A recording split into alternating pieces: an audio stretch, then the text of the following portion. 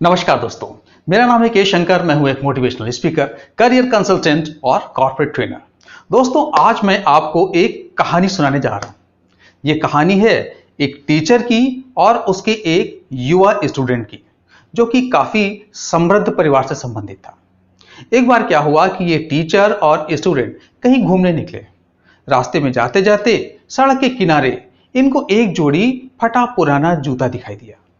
ये जूता शायद उसका रहा होगा जो पड़ोस में ही खेत में काम करने कोई किसान या कोई मजदूर गया होगा। जूतों को देखकर स्टूडेंट ने अपने टीचर से बोला, गुरुजी, क्यों ना ऐसा किया जाए कि इन जूतों को कहीं छुपा देते हैं और हम खुद भी कहीं छुप जाते हैं। और जब किसान आएगा और उसके जूते नहीं मिलेंगे तो वो घबरा के इनको चारों तरफ देखेगा तो बड़ा मजा आएगा। इस पर टीचर ने स्टूडेंट को समझाते हुए कहा, देखो, किसी गरीब, किसी मजबूर के साथ ऐसा भद्दा मजाक करना सही नहीं है। क्यों ना ऐसा करें कि इन जूतों में कुछ सिक्के डाल दें और हम खुद झाड़ी में छुप जाएं और फिर देखते हैं कि इस किसान का रिएक्शन क्या होता है। उन्होंने ऐसा ही किया। खैर, थोड़ी देर बाद किसान आया और उसने जूते में पैर डाला। जैसे ही जूते में उसने पैर डाला, उसको कुछ कठोर, कुछ सॉलिड सा फील हुआ। उसने उठा के जूता देखा, क्या है उसमें, तो उसने देखा कि उसमें कुछ सिक्के पड़े हुए थे। अब उस सिक्के को देख के वो भौचक्का रह गया। उसने उन सिक्कों को उलट के पलट के देखा, फिर उसने चारों तरफ नजर दौड़ाई। दूर दूर तक उसको कोई नजर नहीं आया। फिर उसने उन सिक्कों को उठा के अपनी जेब में रख लिया। फिर उसके बाद उसने अपना दूसरा पैर भी जूते में डाला। उसमें भी उसे कुछ वैसा ही कठोर, कुछ सॉलिड चीज फील हुई। उसने उस जूते को उठा के भी देखा और उसके अंदर से भी सिक्के मिले।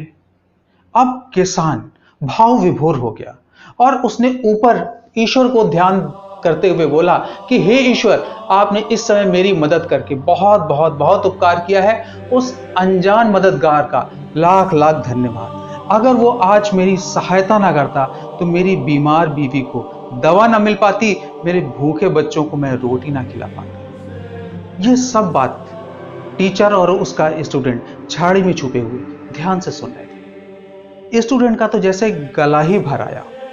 टीचर ने उससे पूछा कि एक बात बताओ कि तुम्हारी मजाक वाली बात की अपेक्षा ये सिक्कों वाली बात से तुम्हें कम खुशी हुई?